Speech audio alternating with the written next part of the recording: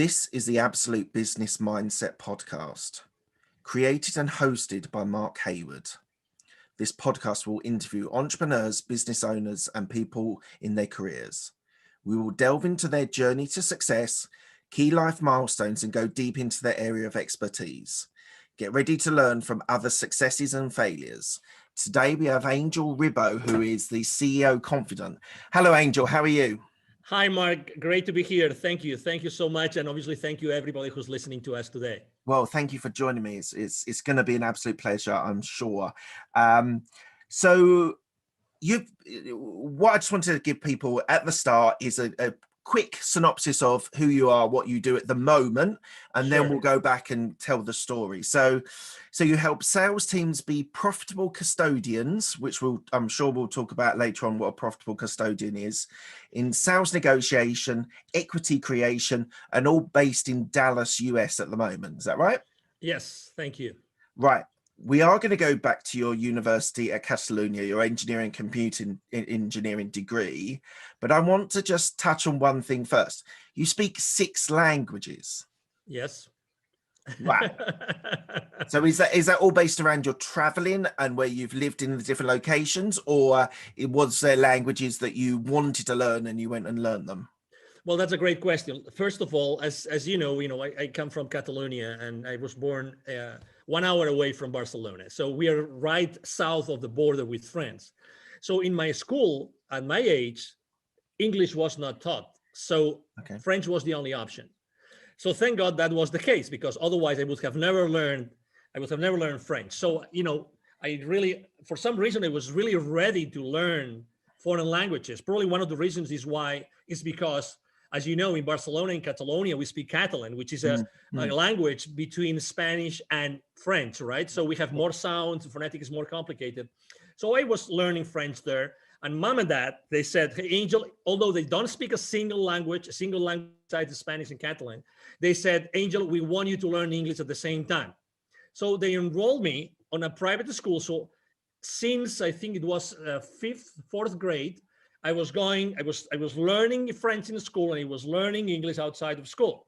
And then magic happened, which was, mom and dad were they saved some money for me and my sister to go to Scarborough in the UK to learn English. And that was in 1981, 82. So that means that I was 13 years old. And that changed my life forever. If you have ever tried to learn a foreign language, you're always translating, right? You're always translating. So me going for a month to Scarborough meant that I went to Scarborough having to translate everything in my mind. And when I came back, I didn't have to translate anything. I was speaking English automatically. Automatically. I mean, I remember going back to my private school class and everybody was, wow, you've really learned a lot. And I have to tell you that trip, not only my sister went to the same school in Scarborough, but also my cousin. And I did the following thing. I was given the choice, who do you want to stay? I mean, what kind of family do you want to have? And I said, I want to be in a family in which I don't speak a word in Spanish in a month. Right. And they put me in a family. I still remember mom and dad and the 3 kids they have, 2 boys and 1 girl. I was sharing the room with a Swedish guy. Right. It was a Swedish guy. So I was, and the thing is, God helped me so much. This Swedish guy, oh my God, was he an introvert? Okay. Was he an introvert? So I spent the entire month speaking English with the family, and they would take me everywhere, and we would go to so many places. And also the one good thing I did was I asked my Swedish roommate, hey, do you have some friends here? She said, yes, absolutely. I have so many Swedish girls which came from Sweden, which are also in the same school. I could introduce you to them. Guess what? When I wasn't with my English family, I was with these Swedish girls.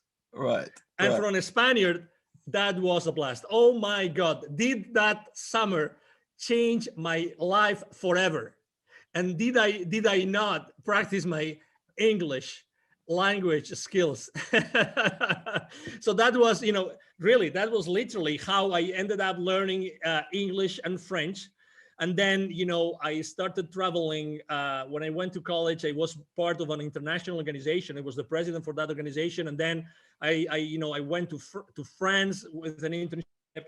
but I also started to be exposed to Portugal. So I had to learn Portuguese, excuse me. And then I learned a little bit of German because I was for 2 years I was dating wonderful, beautiful German girl. So I was literally visiting her, or she was visiting me almost every week. So I was going to Germany a lot. So when you're kind of your everything in your life is taking you to a place where if you just surrender to it, you keep learning and learning and learning. And eventually I used my Portuguese that I learned with a Portuguese student in Barcelona. I used it when I was conducting business in Brazil, and when I later on in my career, I moved from Barcelona to the UK to work for a technology company.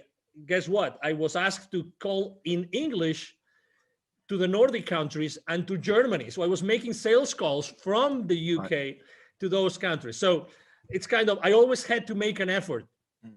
Like I had to put myself in a discomfort zone in order to learn another language.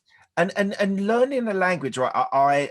I'm confessing here, I am a typical Englishman who struggles with languages. I was at school, did 6 years of Spanish and a couple of years of German, and really struggled. I just didn't have the natural flow of it. But how do you construct learning a language? The immersion technique, it sounds like you immersed yourself in culture, in people, and that's how you learned it. But they're all Latin languages, so they all have a sort of similarity. But how did you sort of approach learning languages? As you said, you're sort of translating everything Spanish to English, English to Spanish. Yes.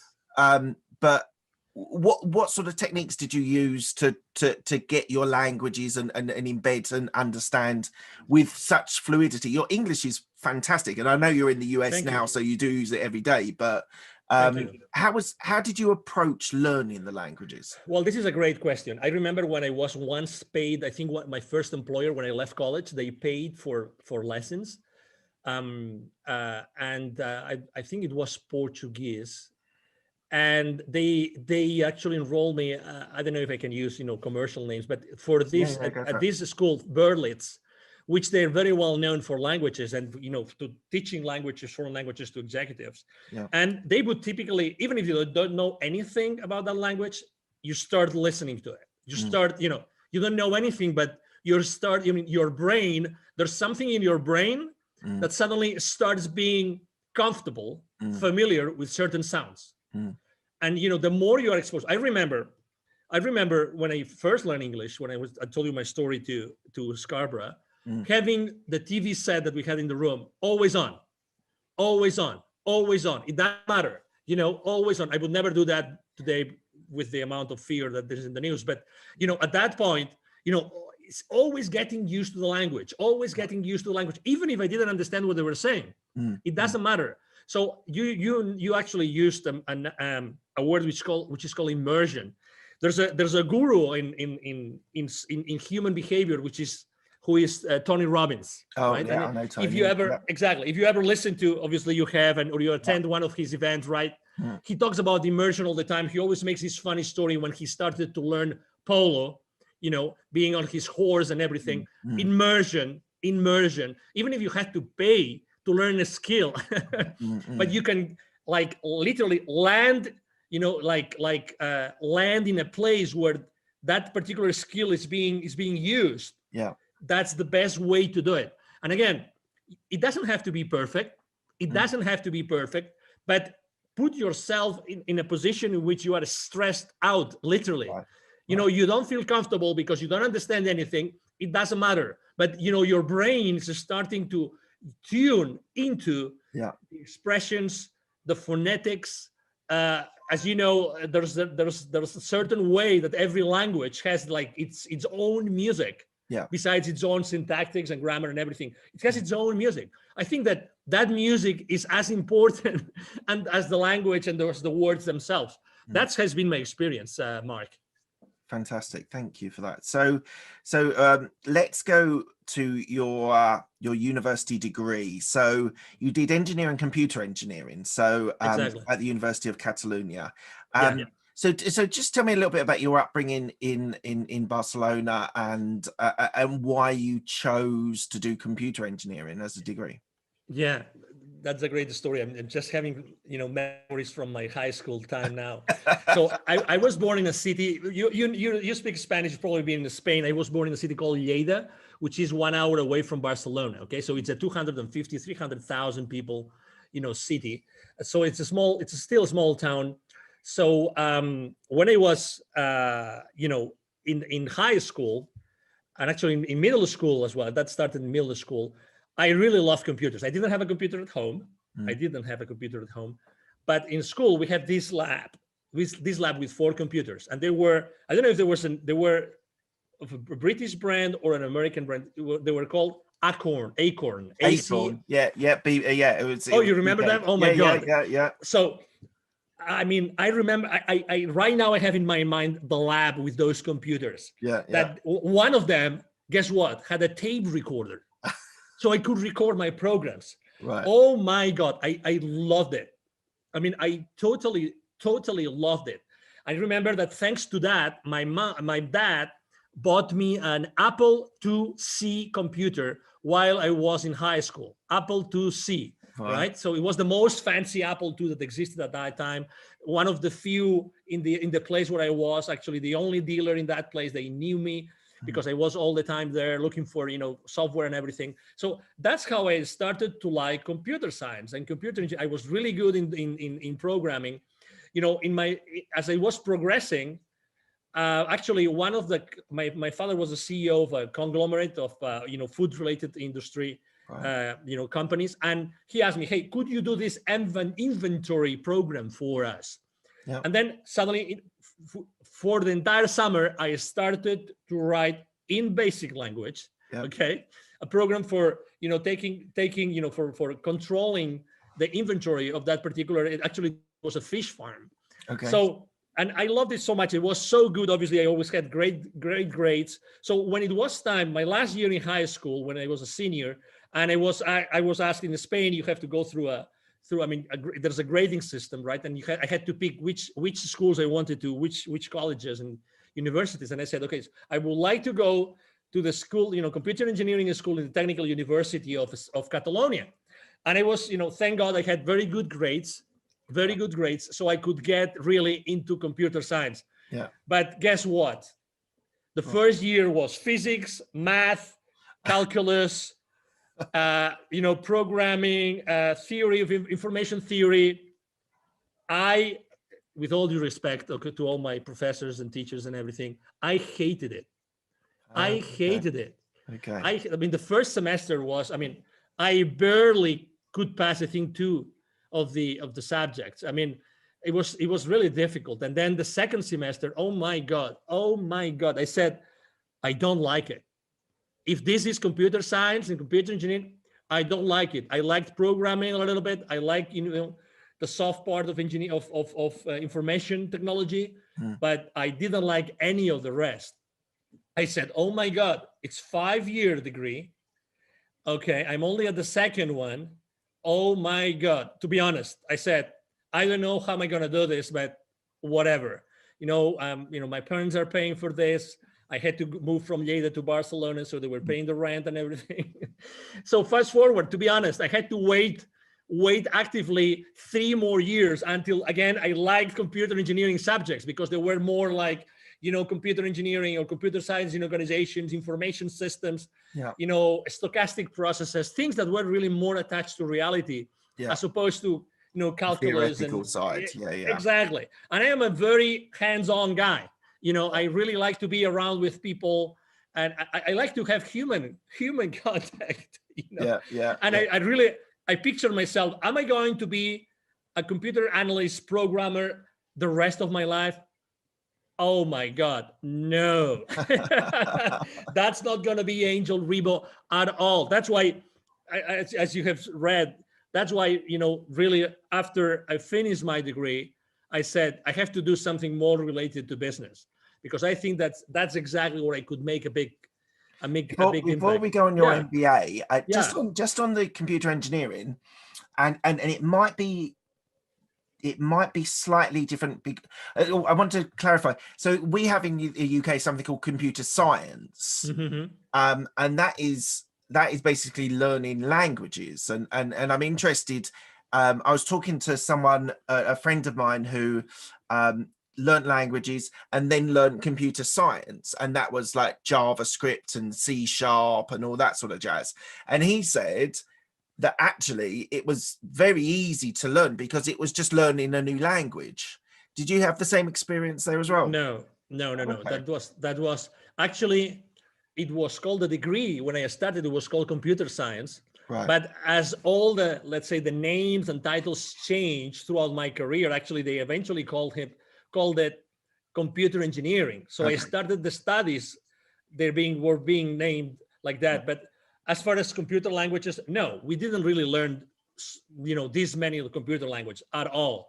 I mean, I remember using, after the second semester, we did not learn any language anymore. So you didn't learn the programming. You were We building learned, the hardware, building the computers, and we learned both hardware and software. But what I'm Right. trying to say, they taught the programming, the languages that they taught us, or the programming that they taught us were language independent. Right. Okay, so it was very much on how to do things, but not specifically with a language. We were using a universal language, and then literally we were given the freedom to use the language that we wanted. It Right. could be any language. So that was, I mean, again, but if you realize, maybe if it was more like specific languages, maybe I would have liked it more. I don't know. But the reality is that everything seemed to me too abstract, and I wanted to go back to earth. And that's, as I mean, reflecting upon what I had done in high school, again, it was very down to earth. I was able to deliver specific results. I mean, as much as I am a strategic guy, but to be honest, I'm a strategic as far as the rubber can hit the road, really. Right. Otherwise, it doesn't serve me. Right. It doesn't serve me. And I need to see those results, because at the end of the day, I think that has helped me a lot in my life in general, like really wanting to see those specific results, those specific outcomes of everything that I have done. Yeah. Yeah. So you then did an MBA in Barcelona. Yeah. Was that to give you the business experience? Yes. Actually, and one other question, sorry, a follow-up question. Yeah, of course. At that time, doing an MBA, did you want to be an employee working for a big, whether it's computers or whether it was a business or finance, wherever? Did you want to work for a big corporation, or did you want to be an entrepreneur at that stage? That's a great question. I'm going to tell you. So while I was studying, in order to make money, I was actually working at the same time. Right. And I was working, giving education, computer education, teaching WordPerfect and Lotus 1, 2, 3, to the employees of the university of my own college. Okay. Mm-hmm. But the first job that I got before I graduated, I was actually at the rector's office, at the president's office of my own university. Oh, wow. Okay. Because they opened a position in the international, it was called the rector's office, Department of International Relations. And that was my first job. My real first full-time job was like this. So it wasn't related to technology at all. So while I was having that, while I was, doing that job, I was there for 5-6 years. I was actually studying, my MBA.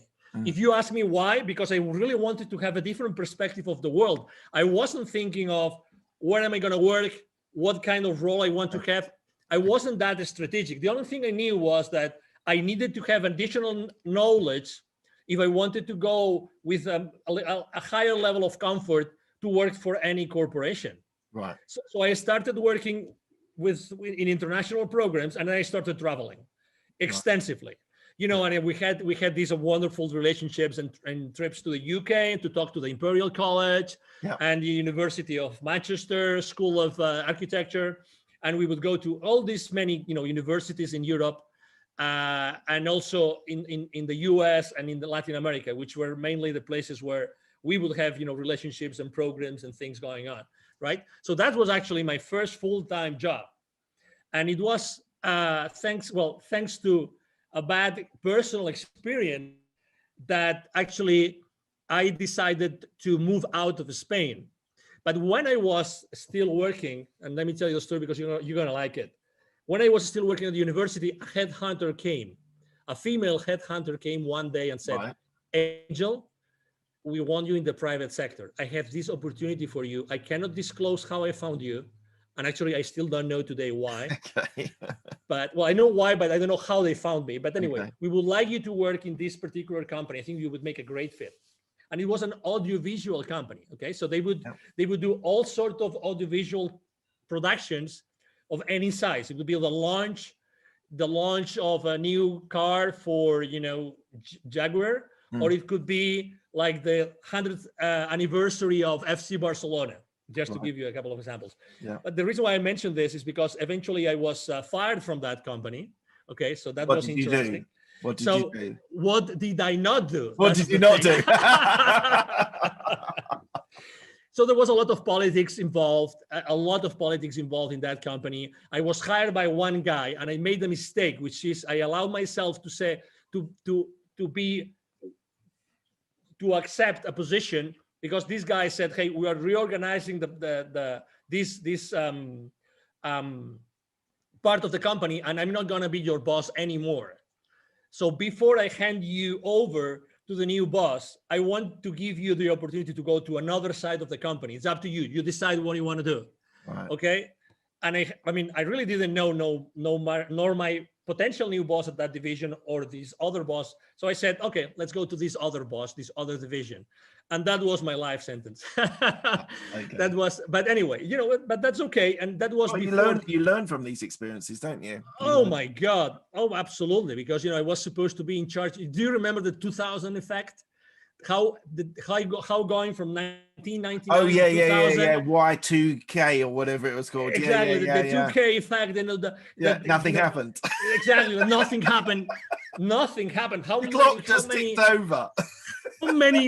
How many trillions of dollars, of pounds were spent for that, right? But anyway, so I lost my job, and then I had this conversation with my headhunter. Hey, I'm glad that they stayed at that company more than 6 months, so you get your full fee.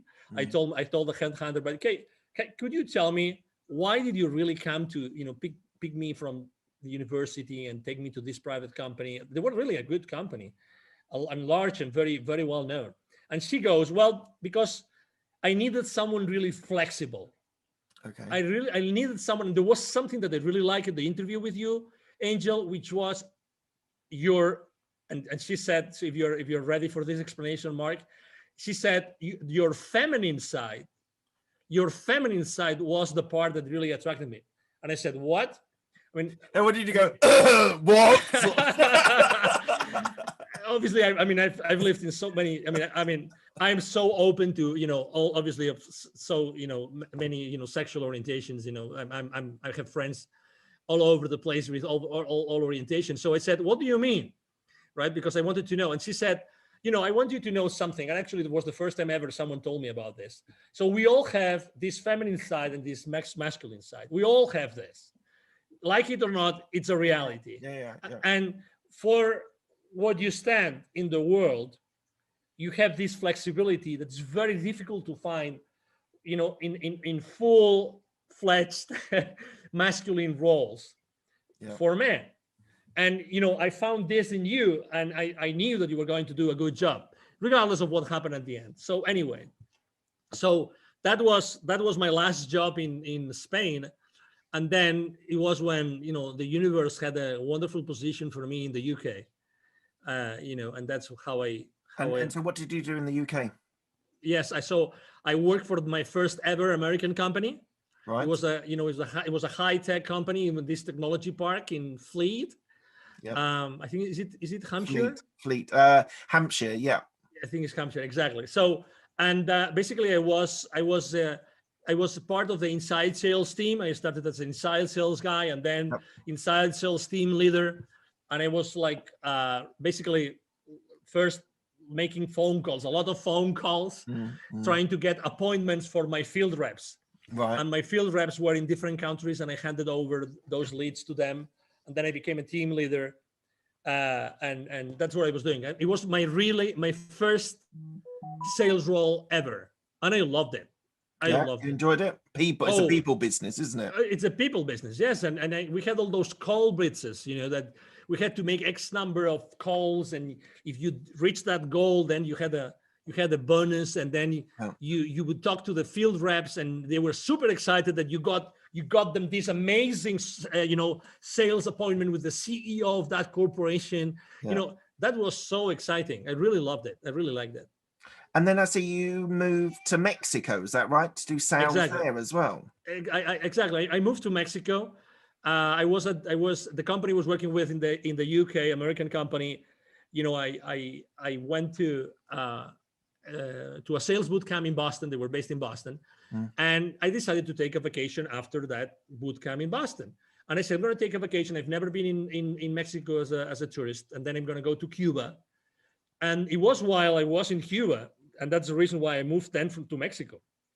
I had my first spiritual experience ever. I mean, I was very down to earth, and I didn't know what a spiritual experience meant. So I remember reading that book while I was in Cuba. And I was reading this book. Is called The Celestine Prophecy. I don't know if you've ever heard of this book. No. The Celestine Prophecy. I recommend it to you. Okay. It's written by a guy called James Redfield. The Celestine Prophecy.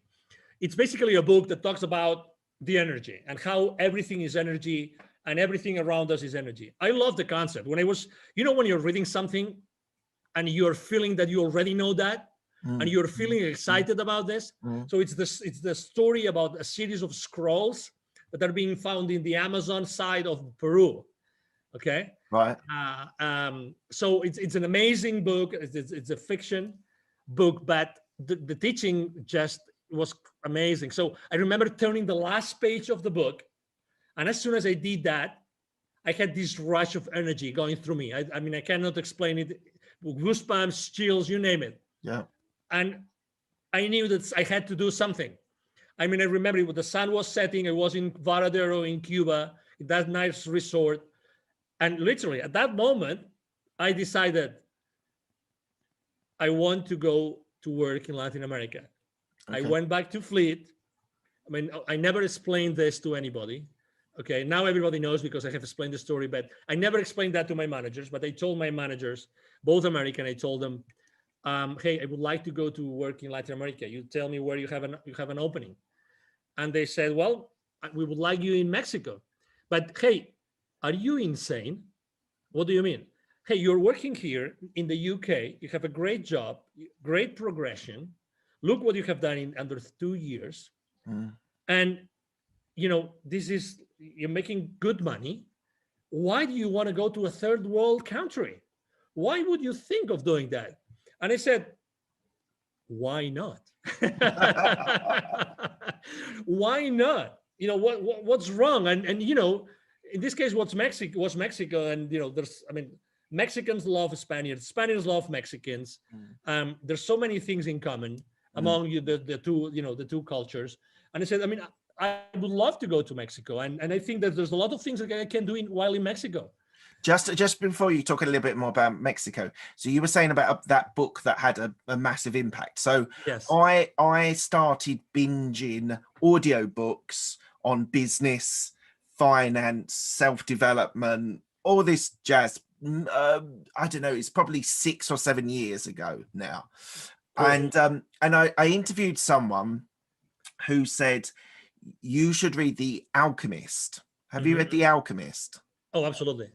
So I was binging on this business stuff, and he's like, no, this will give you a really good perspective. It will open your eyes. It will spiritually help you. And I was a bit cynical, but I listened to it on audiobook, and it changed my life. It really changed my life, having that perspective on people's behaviors, people's way people react, and the way I should react, or the way the character in the story reacts to situations, and I'm even, while I'm telling you about this little story, I'm even thinking of the stories within the actual story. So so I know what you mean. I didn't decide to move to Mexico or anything, but I definitely know what you mean. Like non-fiction books can have, like, because as I said, I binged on business books, but that really was a life changer and a really inspiring book. So sorry, I just wanted to just pop that in there. Sorry, you were saying about Mexico. No, so but I would like, no, but I mean, to your point, I mean, I downloaded my first Audible book before Audible was even an Amazon company, and I think it's a great companion. I think that for while I'm in the shower, while I'm driving, while I'm commuting, I mean, while I'm exercising, audiobooks are a great companion. They're fantastic. I must admit, my intake has reduced, because I used to do it on the commute into my office while I was still working in corporate, and that was my, as you say, companion. That was go in, listen to a story. I listened to it at 2 times speed as well. My brain now assimilates it faster. I think that's one of my life hacks. Like if you're listening to audiobooks, put it on 2 times speed, because your brain just reacts and starts assimilating the information even though it's coming through faster.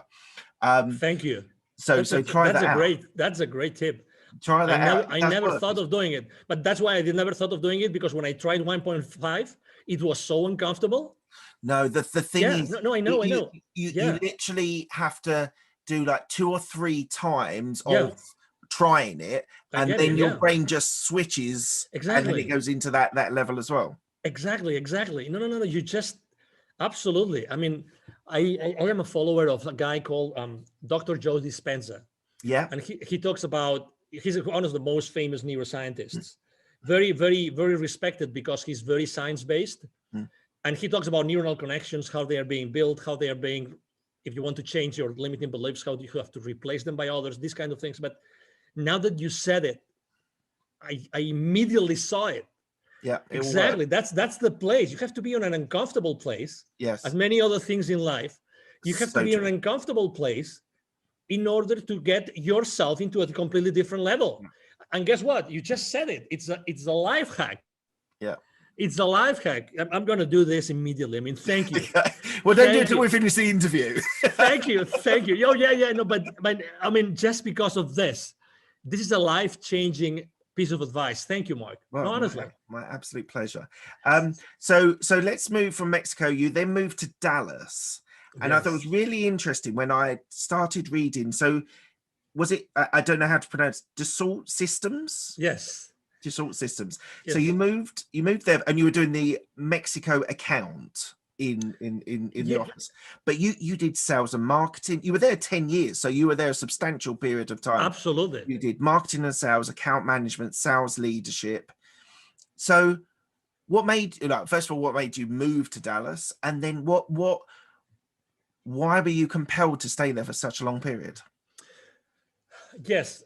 The first thing, I moved to Dallas because at some point in 2010, the vice president for sales, he came into the country and he said, "Hey, Angel, if you want to offer you a better position, you have to move to the US, because we are a US-based company. So if we want to offer you," so he helped me tremendously. Great guy, and great company, by the way. Dassault Systems is a great French company. Right. So that's the reason why I moved to Dallas. Also, I was a bit reluctant in the beginning to move to the US. Sometimes Europeans, we're, biased on our thoughts, and it goes both ways. So, some of the Americans don't like Europeans. Exactly. Well. But I have to say, it was a great move. Also, I had 3 kids in school age. Right. So for me, also, it was also a very important thing to decide if I wanted them to receive an education in Mexico or in the US. So we decided with my wife to do it. So why I stayed so many years? So I stayed so many years because of these 10 years, actually, of these 10 years, the first 8, I was working for a division called SolidWorks, very well known in the software industry, engineering, product design industry. And I really had a lot of freedom. I really developed a very strong business. I was enjoying it. I was thriving. I had a blast. I had an extraordinary team. I did great things. My work was recognized consistently in the entire corporation. So I was really having a great time, and it was really valued, and everything was, I really have to say, I was able to build a great team along to help me do that. That's the main reason. And, I've always liked traveling. So for me, being able to develop business, to close sales, to negotiate deals with people in so many countries in Latin America, that was such a blessing. Such a blessing. I was traveling all over the place, and I loved it. Some people are maybe reluctant to travel, and when they offer a position, they say it's 50% travel or 75% travel. Yeah. For me, 100% travel was amazing, right? Because that's who I am. Don't ask me why. It's just who I am. Probably because of the languages, right? Because I feel like a citizen of the world, that I can go anywhere, and I like learning. I like being exposed to new things, and that's who I was. So that's why I stayed in the company for so long. And was there a specific career development that was opened up to you? And like, not necessarily your first day, but in the first year, they said, "Look, Angel, we think you can go, you can keep progressing." Like, what was it opened up to you, or did you have to fight for the progression?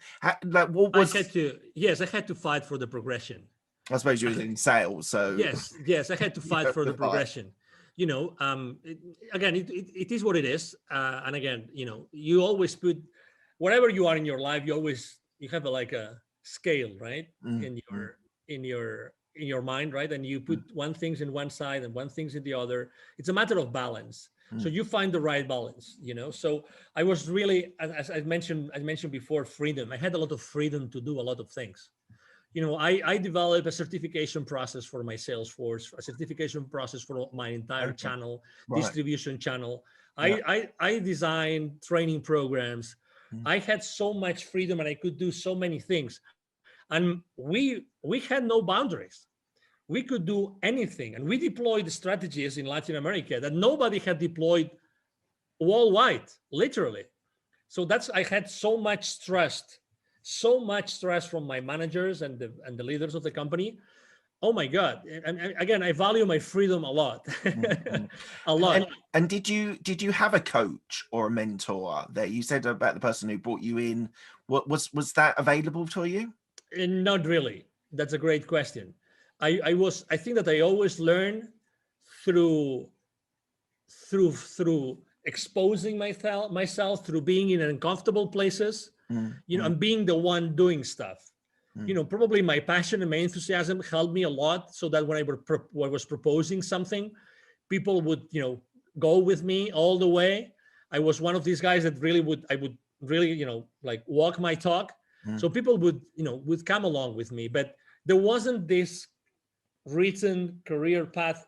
I wish, because that gives you a lot of certainty. That's why, I was, people talk about the term like a corporate survivor. Yeah. In the sense that even though there was not such a career path specifically laid out for you, still I was able to thrive, and I was able to get different positions.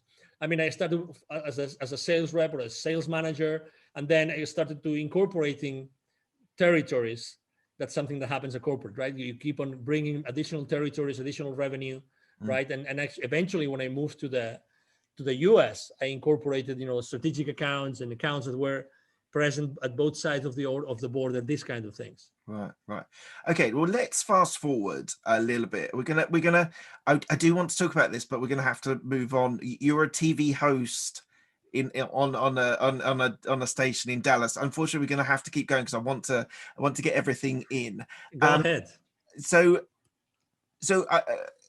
what I suddenly started seeing at a certain point of your career, you created CEO Confidant, which we'll talk about in a minute, but you started doing philanthropic, it's charity work that you started to do. So you became the president and co-founder of Wisdom for Kids, and you also, this is not so charity, but you became the CEO of Divine Human Ventures, which is helping the gap globally for companies to reach different parts of the world. So what made you take that shift, which is beyond the sort of corporate or entrepreneurial world, into those areas as well? Well, when I have to say, I started to prepare myself before I left corporate world in 2016. I started to prepare myself, and I started going to different conferences of people that knew about things that I thought could be valuable for me. Right. They were basically, these famous online marketeers, these people that have done, online launches, Yeah. that they know everything about coaching programs, sales funnels. So I attended so many conferences during 2014, 15, and eventually 16. So, so I prepared myself for doing that. I'm telling you about this because in 2015, 1 year before I left corporate America, I had a spiritual experience. Okay, it was the month of March. I was in Mexico City. It was a Saturday morning, and I was exhausted. I used to like to say when I was in the UK, I was knackered. Okay, Yeah. exactly. That's a great expression. So because I remember that morning very well because it changed my life forever. So it was at that hotel. Typically, I would fly back to Dallas to be with my family on a Friday night, but I missed my plane. So I had to reschedule for Saturday, and I couldn't reschedule for the first flight in the morning. So I had to reschedule for the 5 p.m. flight on Saturday. So that means basically that I would spend 1 day less with my family. So I was really remorseful. I woke up, I was at that hotel. I remember exactly where I was, in which room I was, and as soon as I went into the shower and the water that Saturday morning, I had, and now I recognized it, right? Or I then recognized it. I had a full-fledged like spiritual experience. So remember that what I told you that I had in Cuba before? So that happened, but with a lot of images, a lot of flashes, and a lot of things that made me cry like a baby. So imagine myself, from the outside, you would only see an adult, a young man crying in the shower under the water. But I was having all those flashes of basically all those kids in need that I had met so many times while I was conducting business in Latin America. So picture this, right? My clients were, and that's why I call myself the CEO Confidant. My clients, while I was in Europe first and then in Latin America, my clients were always large manufacturing companies. And I was always, because of the way we were conducting business, I was always talking to the C-levels of those companies. So I was always going to close business to these top, level The executives of those manufacturing plants. But guess what? In Latin America, manufacturing plants are where? Outskirts of large cities or even rural areas. And guess what? Where is the poverty? Where is the poverty in those areas? Yeah. Exactly in those very same areas. So every time I would go to those manufacturing plants to talk to those high executives, before getting into those places, I would see so many examples of kids coming to me and saying, "Hey, sir, senor, would you buy some gum for me, some candies? Would you allow us to keep your car safe while you are inside of the plant? Or could we wash the car? Could we clean your windshield for you?" So all those images of so many examples of kids in need, this came to me so strongly while I was in the shower. And it was very clear to me after literally crying under the shower for 15 minutes. It was very clear to me that I had to do something, that experience, that incredible amount of energy going through me meant that I had to do something about it. Okay. So I remember that I was so sensitive that day. The gentleman, Mr. Martin, Mr. Martin, he was the guy that was like my driver in Mexico every time I would go to Mexico. So I remember having breakfast. He called me, "Hey, are you ready for the appointment we're gonna have this morning?" I said, "No, you're gonna have breakfast with me today." So I invited him for breakfast, and we had a breakfast together. I remember that breakfast as if it was today. I said, "Martin, we are going to cancel this call, and we're just going to talk about something that happened to me. It's going to sound crazy, but we've been together for so many years." It was 2015, Okay, so I would like to share a story with you, and that's what I would like to do for the rest of my life. And I remember even crying over breakfast as I was explaining to him what had happened, a few minutes ago before, right? And that's the reason why. That's the reason why I said, "Oh my God, I have to do something." And that's what really triggered and ignited me deciding. Actually, I decided to create Wisdom for Kids with a friend of mine and his father, three co-founders, before I even decided to leave corporate America. But it was very clear to me that I was going to be the connector of the unconnected. Right. Right. The connector of the unconnected, the connector between this top layer from a success and wealth point of view with the bottom layer.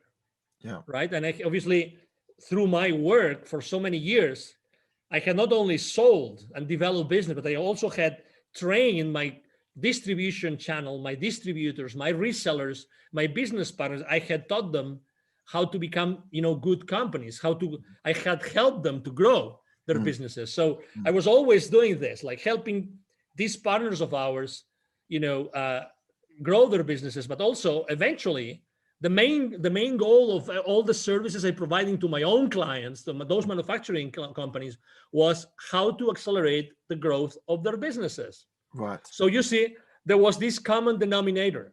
So it was very clear to me that what I had to do is I had to start this nonprofit. Eventually, we called it, Wisdom for Kids. But I called it. I had to start this because I said, if I don't do it myself with these two other people, who's going to do it?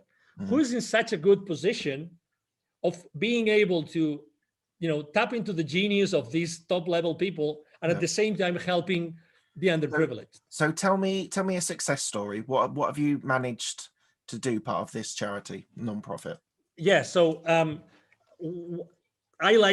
there's an area which I like to go, which is an indigenous community. I like to go to indigenous communities for many reasons. One of them is because 95% of kids in those communities are poor. Right. So when you go to those areas, the chances of making an impact increases dramatically because everybody lives under the threshold of poverty. Yeah. And I'm going to tell you a story of this area. It's in the north of the state of Puebla in Mexico. Okay. So in this area, there are 180 plus small communities. Many of them speak their own languages, originally from the Aztecs, Toltecs, this kind of, originally civilizations, let's say, or cultures. So one success story I can make is in a particular area, one of those sub-communities there, when we deliver our workshops, right, what we do is we do a lot of self-esteem work. We do a lot of neuro-linguistic programming, okay? Because we want to make sure that whatever we do in that community, it's sustainable. Exactly, it's sustainable, right? So we went to that place, and we basically started talking about, hey, you have to love yourself. I mean, this is kind of the message, right? I mean, we don't teach it like this. There's no whiteboard. We jump, we sing, we dance, all sorts of crazy things that you can imagine we do with the kids. Why? Because we connect with them, again, at an energy level. Yeah. We raise the energy of that place wherever we conduct our workshops. And that's the main goal. The main goal is we connect with them at such an energy level that, like, the most amazing part of the workshop, which is a 20-minute meditation, has the most impact. So for 1 hour and 40 minutes, we are preparing our kids for the most important part of the workshop, which is the meditation. Right. I mean, you have to think that we spent 2 years preparing the workshop. We had 2 PhD students preparing the workshop with us. Right. All right. So there's these 2 kids, which were brothers, which had different grades. One was second grade and the other one was third grade. And the story, the success story is because, we always say that we help underprivileged kids in Latin America become entrepreneurs using their local resources. We don't want them to go somewhere else to be successful. Yeah. We want them to become aware of the wealth and the resources which is around them. Yeah. Okay, so we told them, hey, okay, so what do you think you have here that people might like, right? And we started having that conversation, right? So we brought the mom of these two kids. Okay, we brought them and we say, okay, so what do you think we could do?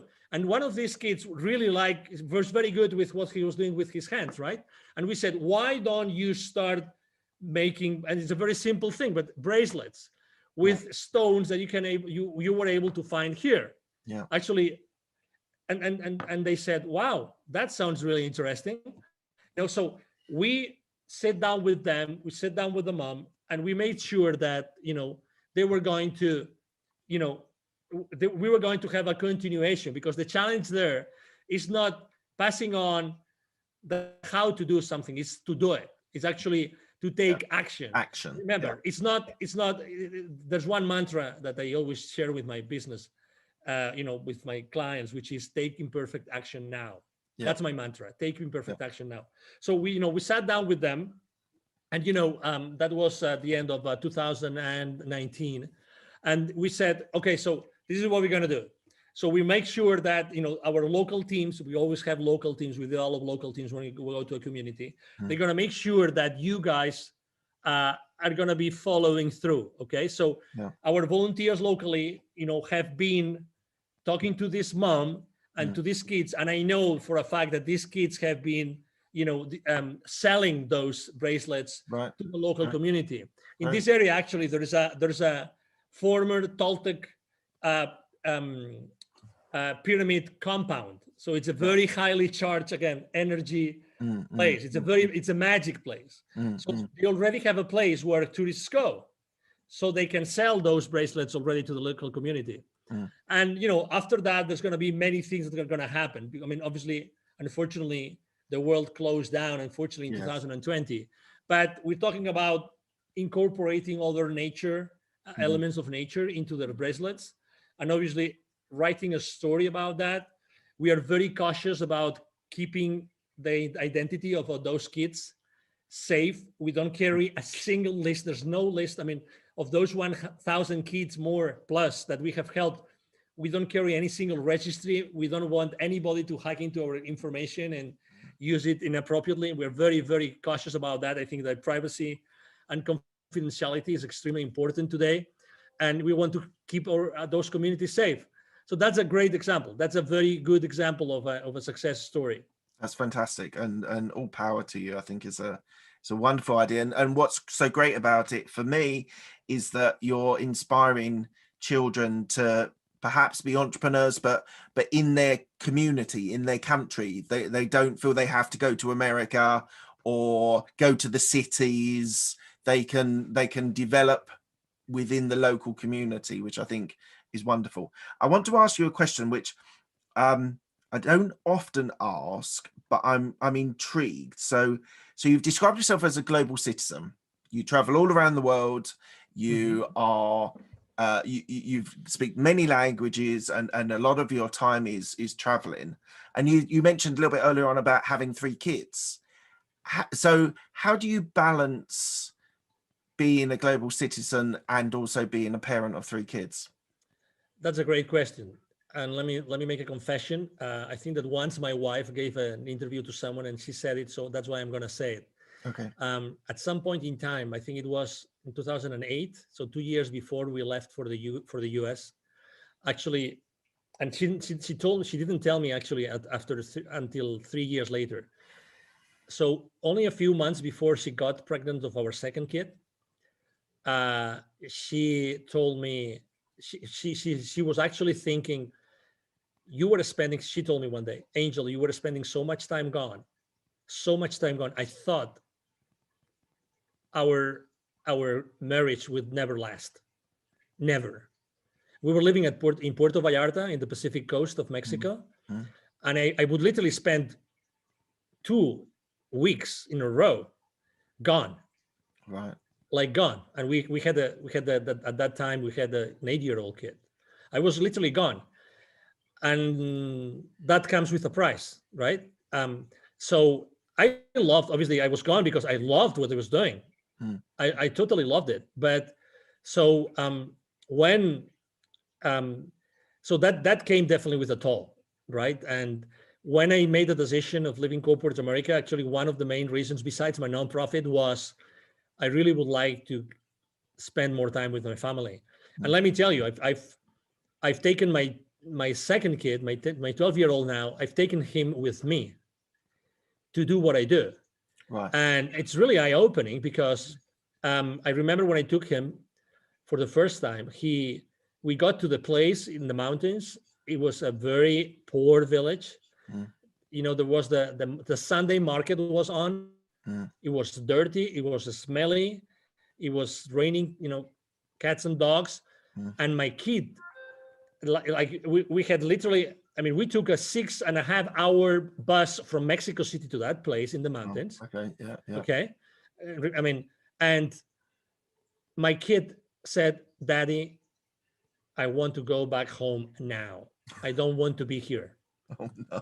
I don't want to be here. That's not what you want to hear, the whole landscape, you know, the whole scenario was so, let me use the right word in English, appalling for a kid that he said, I want to go back home. I don't want to stay here. I mean, I really don't want to stay here. Well, luckily enough, the next day it stopped raining. It was, you know, as you know, in the mountains then it was warmer and it was very nice sun. And then obviously he was involved in delivering the workshops. Yeah. He was one of the highlight of the kids because they got to see a kid from a completely different life with them. Yeah. You know, and then he changed the way that he was seeing the whole wisdom for kids that Dad is doing, you know. Yeah. And it was a great experience. And now he knows and he understands exactly what an underprivileged kid means. Yeah. Yeah. And absolutely. you know, but yeah, so but it was, to your question, it was very difficult. Now I work, I mean, my office is at the second floor at home, you know, we have a 2-story home. Yeah. And it's different. And I spend a lot of time with my kid, and actually now he's in school, but most of the time he listens into my podcast interviews. Right. And not only that, sometimes I ask him to write posts. He's brilliant. He's much smarter than me. I mean, needless to say, his genes are much better, much better. And he's brilliant in English. He's brilliant. He got this prize from his school for his English, you know, skills. He writes really good. So he has his, you know, he made his own computer and he has it like next to me here in the office. Thank God we have a large office. But I love to have him involved. And every month I have my daddy son night, my daddy daughter night, obviously my daddy mommy night, right? Date night, we call it. But it's important because otherwise, I mean, you know, I mean, just to mention something, the last 12 months, how difficult have they been for the families? Do you know what? So I left corporate in October 2020. So I'd sort of been living a dual life. I had my corporate career and then I had my podcast and various other things. And I was sort of leaving the house at 6:30, 7 o'clock in the morning, coming back. I had US clients, so I was coming back 8:30, rarely seeing them in the day. And I think one of the things that COVID has actually done is, so I'm working from home. We've managed to make it work. I can close the door if the kids are not, if I'm doing an interview, but actually being present. It's not always that you're like, I'm doing a little bit of homeschooling at the moment. We're in lockdown in the UK, but my wife's brilliant and she does most of it. But just being present and being around and having meals with them and having breakfast with them and being involved in their lives is probably, for me personally, the biggest thing that COVID has given me as a benefit. Now, obviously, there's terrible, terrible stories and deaths, and people I know have had sorrow and sadness. But the one thing for me that's been great, it didn't push me to leave corporate America. I was leaving. I just hung around a little bit just in case what was going to happen, because it was also new. But I think the thing is making a really important point that that I wasn't necessarily traveling a lot, but it just, the corporate world sucks you in and it wants more and more from you. And naturally your kids and your wife and other and people around you, They're the people that suffer. You know, it's great. I mean, if you think, you know, now that you have I have to say that after leaving corporate, I was by myself in the desert for many months. Okay, Right. I had to adapt. Yeah. Yeah. I mean, for me, it wasn't automatic, right? I mean, although I mean I was successful and blah blah blah, regardless, you know, I thought it wasn't enough. I thought until I one day I sat down and started to make some accounting, like accounting. How many clients have I seen? What were the achievements? How many people have I met? What did I do to help them? What, you know, all these kind of things. I felt that it wasn't enough. So, you know, I mean, everything works out, right? Yeah. It's true that when you work in this large structure of a large corporation, you give so much away, Yeah. so much. I mean, and you typically never feel fulfilled. You typically always feel that 100%. it's not enough. You Yeah. have to, you know, you have to give enough. You have to give more. You have to give more. You have to give more. And there's never, you know, one of the things that I will change if I was going back is the vacations. When I Right. would take a vacation, I always have had my mind still in my job. Mm. Always. Mm. I remember one time I said, okay, I'm going to go really far. Like I'm going to travel, not to Europe, but I'm going to travel to Hawaii because they are in the middle of the ocean. Yeah. And I will not have to talk to any of my resellers, any of my salespeople, nobody.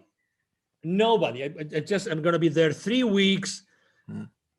I remember as if it was today. I couldn't do it. So I was a corporate animal. Yeah. Mark. Yeah. Like, you know what I mean? I was like completely embedded Yeah. into that So work. was I. So was And, you know, and I didn't feel that it was wrong. I feel that that's what I have to do. I'm responsible Yeah. for my business. Yeah. I'm responsible for my coworkers, for my, you know, direct reports. I'm responsible for that revenue. And if I don't do it, I am not ethically and morally, I'm not doing the right thing. And it is so wrong. It is so wrong because you give away the most precious time of your life. Absolutely. Right. Let's talk on some more cheery things. So your entrepreneurial experience is all based around the CEO Confidant. So, so it's about sales accountability. One of the things that I want you to talk about is a profitable custodian. Yeah. Now, this was a phrase which I've never seen. Now, I've interviewed probably 80 odd people, maybe. Yeah, about 80. And I've spoken to salespeople, people that started in sales. And so what is a profitable custodian? Yeah, so this is that term that we developed together with one of my business partners. Okay, so his name is Neville Joffe. He's an executive educator. So one of the things that we tend to think as entrepreneurs is that we have to do it all ourselves, and that's so bad. So bad. I think that we have never been taught to really collaborate and establish strong business partnerships. So that is exactly what I did with this gentleman. So one day we were having a conversation and we were talking about this term and of the employees being the custodians of the company's profits. And I said, hey, we have something here. We have something here. What if we start, if the main goal, the ultimate purpose of any company is to produce sustainable profits and cash flow for their shareholders, for the equity holders of those corporations, if that's the main goal, and what we are doing here is to remind everybody of the financial implications of the business decisions, then every single employee is the custodian of their company's profits. Right. You know, and you were in corporate, I was in corporate. Seriously, how many real conversations, in-depth conversations did you have with any of your clients or business partners while in corporate about financial statements, about balance sheet, about P&L, many, but how comfortable did you feel? That's a different question. Yeah. How comfortable did you feel? Even if I went through a MBA, I really didn't feel. So when I was talking to Neville Joffe, we realized that, and he told me, because he had surveyed so many people, that we are never trained at corporate to be aware of the financial implications of every single decision that we make. Yeah. It can be a discount, it can be a new product, anything that we do at corporate, So then we came up with this concept, which is profitability custodians. I ran to GoDaddy. I protected literally, I did that day. When you have one of these amazing ideas. Yeah. I went to GoDaddy. I booked the domain profitability custodians, and then we started using it. And it's because it's the reality. We are really not aware, even at the personal level. I mean, how many families have a balance sheet of their own home, of their family? How many have a P&L? Do you know the financial implications of a decision? Well, roughly. The answer is roughly, right? Yeah. Do you know something that was a game changer for me? You were talking about books earlier on. Yeah. Remy Sethi, who wrote a book called Make You Rich or something, and it was a game changer again for me, because it started talking about, on a personal finance point of view, having different accounts for different things. So we had a Christmas account that we were putting money in every month, and that when Christmas came around, when you buy stupid amounts of presents for your kids and things like that, we had a fund for it, and we didn't even spend all the money that was available. So now that's rolled on to birthday funds when we want to buy the kids birthdays, and I've managed to be able to separate. So I now put every month a little bit away for tax, a little bit into this fund.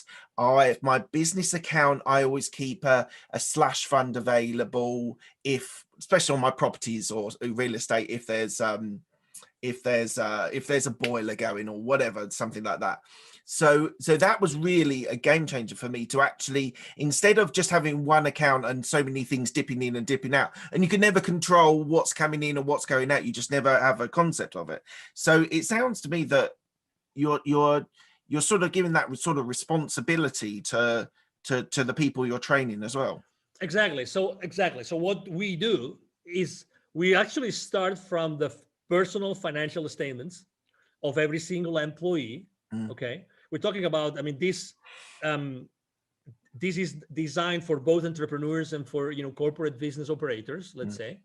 So we started from the financial statements, of personal financial statements of everybody who is being trained, because it's from there, it's from that position where everybody acknowledges what we're talking about, that we then go to corporate finances. And again, it's the same thing. Wherever you are in the corporate arena, wherever you are in the corporate world, whatever the place in that matrix of your company is that you are, every single decision that you make has a financial implication. Yeah. So basically that means that every time you make a decision, you're actually signing a check. But the CFO doesn't know, but you're actually signing a check. Yeah. So every single employee are signing checks. That's why they are the profitability custodians. And exactly, it's a very unique term. But every single employee is the profitability custodian of the company's profits, because that's the nature of the company. And that's a blind spot. That's a big blind spot. We run, as you know, we are very active on LinkedIn. We run a survey on my profile. I run a survey asking, what do you think is the main blind spot of salespeople in the corporate world? And we expected that profitability would be one of the top places. It wasn't the top. It was not the top. So that's why, again, even though every single company exists, in order to produce sustainable to increase sustainably, shareholder value and cash flow, that's the main goal of a corporation, then very little is done at an employee level. Obviously, the CFO knows what he's doing, but how much is being done in order to align? 100%, especially in corporate, because people that I worked with. So I want to talk about innovation, but just on that. Go ahead. Well, I'll lead into innovation, but people that I worked with, they had no responsibility for their products that they were working on. They turned up and they did tasks, and that was they then left. And they had, as you say, they had no responsibility of trying to make it more efficient or to raise revenue or go out. And the reason why I was successful in it was because I was interested in business development and actually finding new clients, finding new markets. So I know sales is slightly different to what my experience of corporate America is, but how does innovation sit with the people that you work with in the sales environment? So innovation for you in the sales arena is different to I was in KPMG and PwC in their software, so I helped sell and implement software. But how does innovation sit for the sales market in corporate America, or even in entrepreneurs that you help? So do you mean, are you talking about the importance of innovation within because my I think customer people, base? Or well, I think people just aren't aware of the importance of and I mean innovation as in making a difference, making a change, in trying to make something better, whether it's with a client or within an internal system or whatever. Yeah, I mean, I think that, in theory, everybody embraces innovation, right? Because innovation means you are able to create something new. We are all by nature creative. We love to create, but then there's this gap between, okay, I create all those things. You mentioned several products.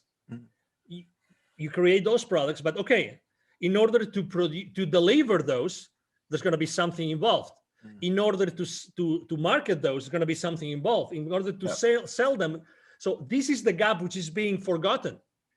So to be fair, because it's easy to talk about this, but in all fairness, the thing is, how many of us, while in corporate, we got the right education so that we were fully engaged with the rest of the organization, so that eventually the leadership team could keep us accountable. That's the thing. That's the thing. If you want to keep your employees accountable, it's not fair to do it unless everybody is really engaged because they have been provided with the right level of education. And that's where the gap is. That's where the gap is. And again, it's a matter of priorities. It's a matter of priorities. So for instance, I was also selling to many different industries. We were selling what is called product lifecycle management software. Okay. Right. So that means that our clients would be like corporations, that they would have some products that they would send to the market, and obviously they wanted to launch those products to the market faster than the competition, blah blah blah. Obviously innovation was always there because our tools were helping them to be really innovative and to launch to market, the time to market, right? Time to market. Right? So innovation was always there. But again, it's not only that you have a great idea and you're able to make sure it's going to fulfill your client's needs. It's not only that, because something that also, again, another gap. When you're selling something, how many times do you really care about the profitability of your client when they buy from you? Because at the very second that you close a deal with them, you become a liability. You become a liability in your client's financial statements. Yes. And it's a great revenue for you. Yeah. But until the returns, until the client sees the returns, you are a liability. You tell me, as a salesperson, how many times you have the tough love conversation, the tough conversation with your client, in which you say, okay, but I'm only going to sell to you unless we really have a tough conversation about how that is going to help you increase your profitability. Nobody does it. Nobody does it. Because why? Because it's a tough conversation. It's like, when you're dating this girl that you really wanted to date, like you were like dying to date with that girl, and then you immediately, for some reason, something changes and she says yes, and it's your first opportunity. Are you going to go raw the first day? Are you going to tell her everything? Not the first day, not even the first month, not even the first year, because she's the lady of your dreams, right? Mm-hmm. So it's the same thing. We are coin operated, we are salespeople. So when we have this possibility to sell a multi-million-dollar to someone, we never have these tough conversations.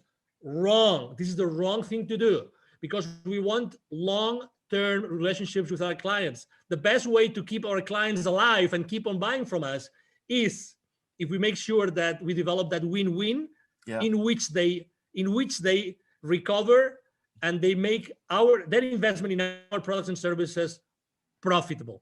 Mm-hmm. I'm going to have you back on my podcast again.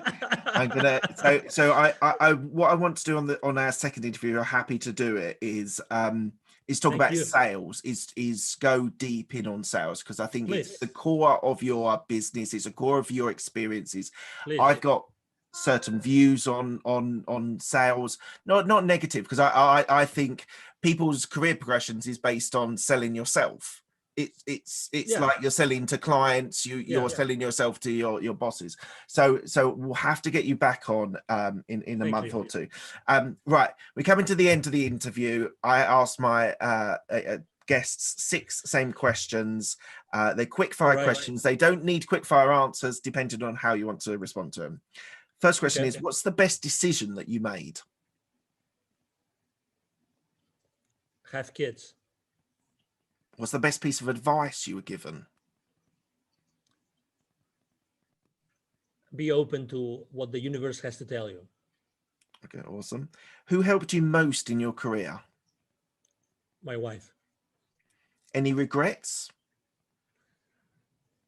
A lot, but I wouldn't be who I am unless I had gone through those challenges. So that's okay. I'm a human being, so I am still wired, and I still feel that I did something wrong, but really, I'm happy to be who I am with all my flaws. That's fantastic. What are you most proud of? Well, what I have achieved. I've helped so many people. All the lives that I have been able to change. Awesome. And what does legacy mean to you? Well, legacy means all those things that the people that have been able to impact, to your previous question, all those memories, all those examples that I was able to give to all these people, the people that I was able to lead throughout my life. And that includes obviously my wife and my kids. Fantastic. Thank you very much. Where can people find you? Thank you. Yeah, very easy. Go to LinkedIn, Angel Ribo, the CEO Confidant, or send me an email. Ribo is spelled like R-I-B as in boy O. So my email address is angel, as in heaven, angel@angelribo.com. And I have to tell you, or myself or someone in my team will be, kind enough to respond to your message. So don't hesitate to write to me. That's fantastic. Thank you very much, Angel. It's been an absolute pleasure. Thank you. The pleasure has been mine. And obviously, thank you very much to the audience who has been listening to